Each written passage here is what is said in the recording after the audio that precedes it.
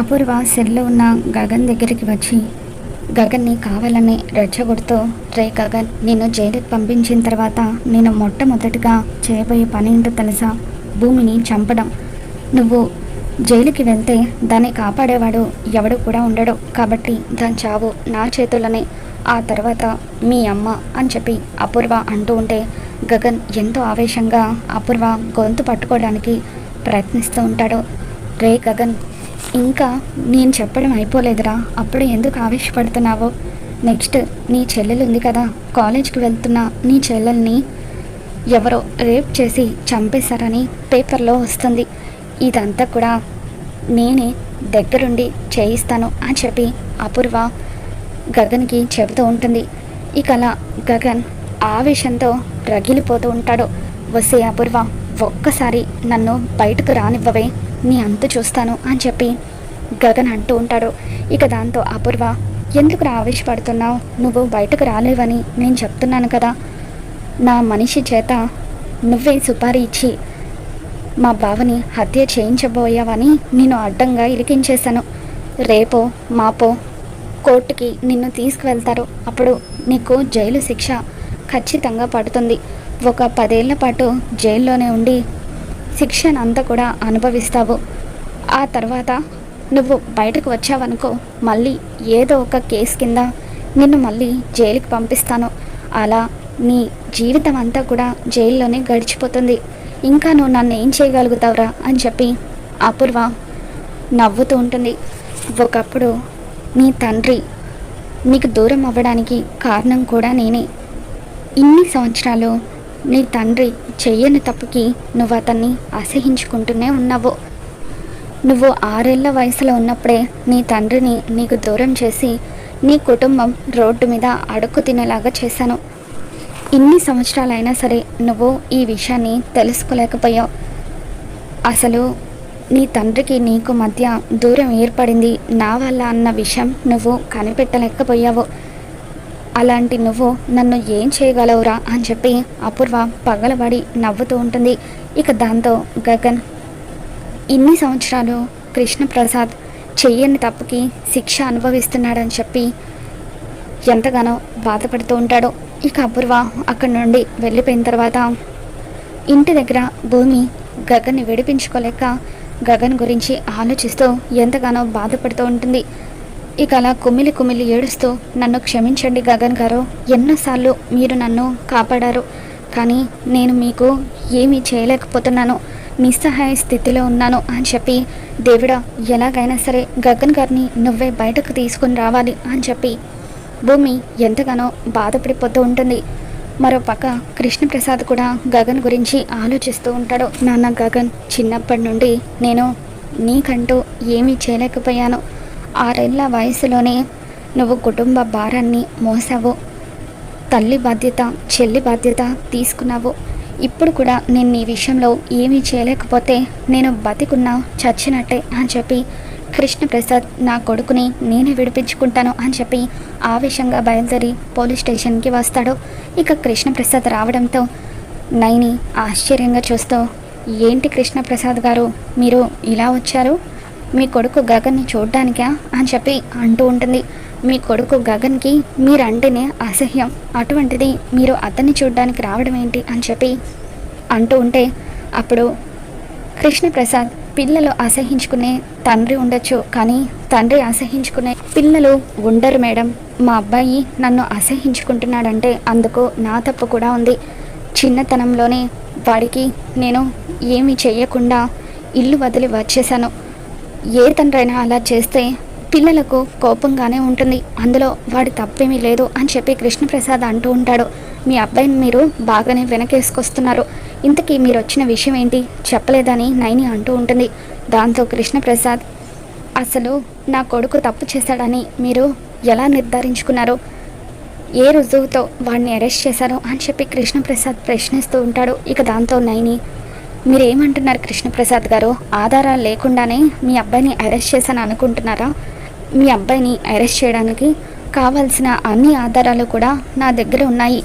అదిగో ఆ సెల్లో ఉన్నాడు కదా రాజారత్నం అని, అతనికే మీ అబ్బాయి 10 లక్షలు సుపారీ ఇచ్చి శరత్ చంద్రని చంపమని చెప్పాడు అని అంటూ ఉంటే, అది అబద్ధం ఇన్స్పెక్టర్ గారు అని చెప్పి కృష్ణప్రసాద్ అంటూ ఉంటాడు.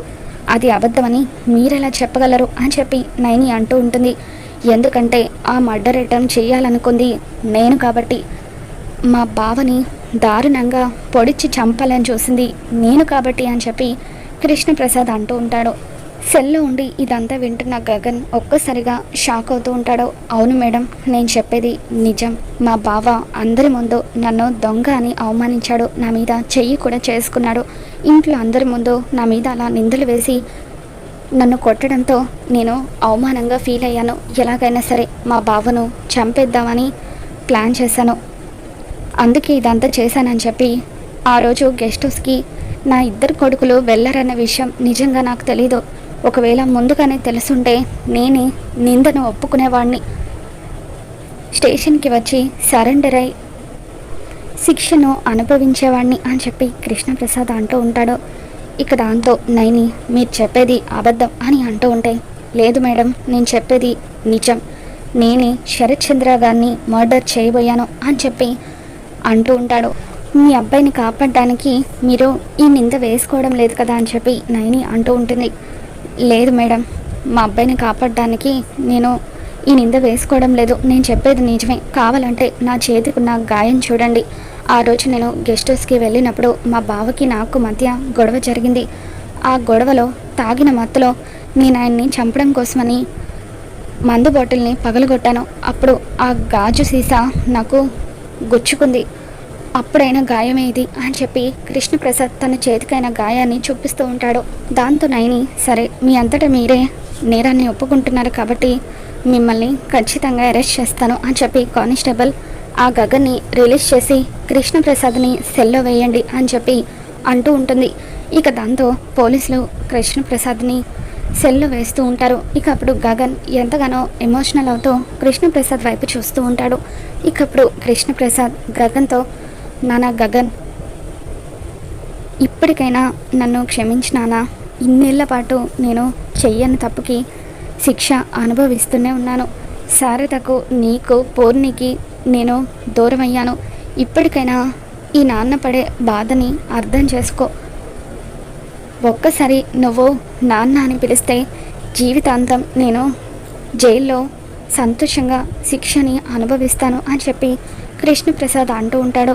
ఇక అలా గగన్ మాట్లాడబోతూ ఉంటే నైని బలవంతంగా కృష్ణప్రసాద్ని లాక్కెళ్ళి సెల్లో వేస్తుంది. ఇక తర్వాత దీనంతటికీ కారణమైన ఆ అపూర్వని విడిచిపెట్టను అని చెప్పి గగన్ ఎంతో ఆవేశంగా ఇక అలా డైరెక్ట్గా అపూర్వ ఇంటికి బయలుదేరి వెళ్తూ ఉంటాడు. అపూర్వ ఇంటికి వెళ్ళిన తర్వాత, వస్తే అపూర్వ బయటకు రావే అని చెప్పి గగన్ అరుస్తూ ఉంటే, ఇక అప్పుడు చెర్రీ, బిందు ఇద్దరు కూడా అక్కడికి వచ్చి, అత్తయ్య ఇంట్లో లేదన్నయ్య, బయటకు వెళ్ళింది అని చెప్పి అంటూ ఉంటారు. భూమి ఎక్కడ అని చెప్పి గగన్ అంటూ ఉంటే, అత్తయ్య భూమిని గదిలో బంధించింది అని చెప్పి చెర్రీ అంటూ ఉంటాడు. ఇక మీరా, రే గగన్, నువ్వు మా ఇంట్లోకి రావడం ఏంటి, మర్యాదగా వెళ్ళురా అని చెప్పి అంటూ ఉంటే మీరాని కూడా నెట్టుకుంటూ భూమిని బంధించిన గది వైపు వెళ్తాడు. ఇక అలా ఆ గది వైపు వెళ్ళిన తర్వాత ఆ తాళాన్ని పగలగొట్టి భూమిని బయటకు తీసుకొని వస్తాడు. అలా భూమిని బయటకు తీసుకొని రావడంతో, గగన్ గారు మీకు ఏం కాలేదు కదా అని చెప్పి గట్టిగా గగన్ని భూమి హక్ చేసుకొని ఏడుస్తూ ఉంటుంది. లేదు భూమి, నాకేం కాలేదు, నువ్వు ఇంకా ఒక క్షణం కూడా ఈ ఇంట్లో ఉండడానికి వీల్లేదు, పద వెళ్ళిపోదామని చెప్పి గగన్ అంటూ ఉంటే, మా నాన్నని వదిలేసి నేను ఎక్కడికి రానండి అని చెప్పి భూమి అంటూ ఉంటుంది. సరే అయితే నీతో పాటు మీ నాన్నని కూడా ఈ రోజు నుండి నా ఇంట్లోనే పెట్టుకుంటానని చెప్పి గగన్ అంటూ ఉంటాడు. ఇక వెంటనే తన ఫ్రెండ్స్కి ఫోన్ చేస్తాడు. హాస్పిటల్ నుండి ఒక అంబులెన్స్ని రప్పించండి, శరత్ చంద్రని నా ఇంటికి షిఫ్ట్ చేయాలనుకుంటున్నానని చెప్పి గగన్ అంటూ ఉంటాడు. ఇక దాంతో మీరా, ఏ గగన్ ఏం మాట్లాడుతున్నావు నువ్వు, మా అన్నయ్యని నీ ఇంటికి తీసుకువెళ్ళడం ఏంటి అని చెప్పి అంటూ ఉంటే, అప్పుడు గగన్, ఈ శరత్ చంద్ర వల్ల నేను, నా కుటుంబం ఎంతో బాధని అనుభవిస్తున్నాము. అసలైన నేరస్తులు ఎవరో తెలియాలంటే ఈ శరత్ చంద్రని నా ఇంట్లోనే పెట్టుకోవాలి. అసలైన నేరస్తులు ఎవరు ఇదంతా చేశారో త్వరలోనే బయటకు తీస్తాను అని చెప్పి గగన్ అలా శరత్ చంద్రని కూడా తన ఇంటికి షిఫ్ట్ చేస్తాడు. ఇక అప్పుడే అపూర్వ ఇంటికి వస్తూ ఉంటుంది. రే, ఏం చేస్తున్నారా నువ్వు? నా బావని నీ ఇంటికి తీసుకెళ్ళడం ఏంటి? అయినా ఆ కృష్ణప్రసాద్ గారు నేరాన్ని తన నెత్తిన వేసుకొని తండ్రి ప్రేమ చూపించి నిన్ను విడుదల చేయించాడనమాట.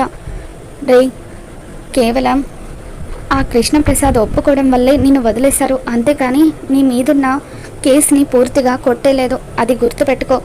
నా బావకు ఏం జరిగినా కూడా కారణం నువ్వే అవుతావు అని చెప్పి గగన్ అంటూ ఉంటే, అది కూడా తేలుస్తాను అపూర్వ. అసలైన దోషులెవరో, ఎవరు వెనక ఉండి ఇదంతా చేస్తున్నారో నేను ప్రూవ్ చేస్తాను. నువ్వు ఏరి కోరి మరి నా జోలికి వచ్చావు. నా కుటుంబం జోలికి, నా జోలికి వచ్చిన నిన్ను ఎట్టి పరిస్థితుల్లోనూ వదిలిపెట్టను. ఈ రోజు నుండి ప్రతిరోజు కూడా ఎందుకు బతుకుతున్నానా అని నువ్వు అనుకునేలాగా చేస్తాను అని చెప్పి గగన్ అపూర్వకి చుక్కలు చూపిస్తూ ఇక అలా శరత్చంద్రని భూమిని తీసుకుని తన ఇంటికి వెళ్ళిపోతూ ఉంటాడు. మరో పక్క నైని అపూర్వ ఇంటికి పోలీసులతో వస్తూ ఉంటుంది. రండి మేడం, చూడండి ఆ గగన్ గడు ఎంత పని చేస్తున్నాడో. నేను మీకు ఫోన్ చేద్దామని అనుకుంటున్నాను.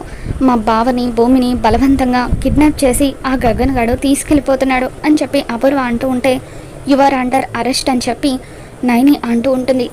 ఎందుకు అని చెప్పి అపూర్వ అంటూ ఉంటే, శరత్చంద్ర గారిని చంపాలనుకుంటున్నట్టుగా కృష్ణప్రసాద్ గారు నేరాన్ని అంగీకరించారు. కానీ ఆ నేరం మీతో కలిసి చేశానని ఆయన మాకు వివరణ ఇచ్చారు. అంతేకాదు, కొన్నేళ్ల క్రితం శోభచంద్ర గారి హత్య కేసులో కూడా తన పాత్ర ఉందని, తనతో పాటు మీ పాత్ర కూడా అందులో ఉందని ఆయన మొత్తం కూడా మాకు వివరంగా చెప్పారు.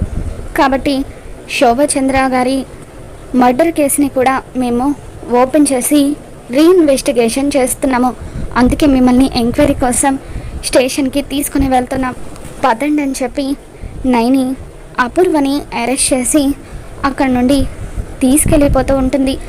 ఇక అలా కృష్ణప్రసాద్ స్టేషన్లో కూర్చొని నవ్వుకుంటూ, అపూర్వ, నా కొడుకు జోలికి వచ్చిన నిన్ను అంత సులువుగా వదులుతానని ఎలా అనుకున్నావు?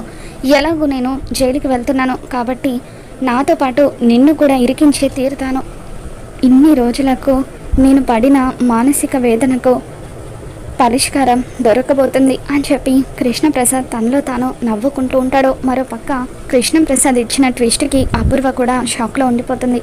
మరి రాబోతున్న ఎపిసోడ్లో ఏం జరగబోతుందో మళ్ళీ మన ఛానల్లో తెలుసుకుందాం. ఈ వీడియో మీకు నచ్చినట్లయితే ఒక లైక్ చేయండి.